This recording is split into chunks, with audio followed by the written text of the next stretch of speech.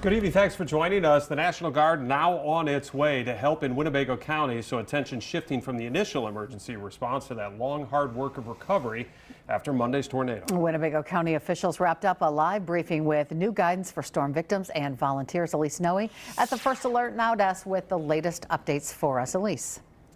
Yeah, Cammie and Chris, with the Wisconsin National Guard, the hope is that they will begin assisting the county as soon as tomorrow while damage assessments continue across those hardest hit areas. And one of the biggest takeaways this afternoon was water service has now been restored to those impacted by Monday's tornado, leaders calling that a major milestone.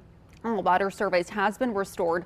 A boil water advisory does remain in effect, and officials say residents should bring tap water to a rolling boil before using it for drinking or cooking. Now, structural damage assessments also began today. Officials say more than 500 homes have already been assessed, with 10 damage assessment teams dividing the storm zone into geographic grids.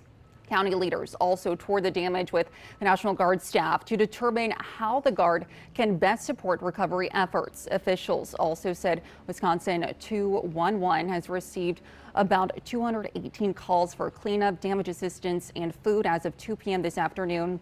This as crews still work to restore power to those impacted areas. We recognize that many people still do not have power, and we just ask for your patience as these utility crews continue to work through the most devastating damage this community has ever seen. A burn ban also does remain in effect after reports of people burning storm debris. Officials are also asking volunteers to register through the Volunteer Reception Center so they can be deployed where they're needed most, and remind anyone seeking mental health support they can contact the Winnebago County Crisis Line or call or text 988. Back to you.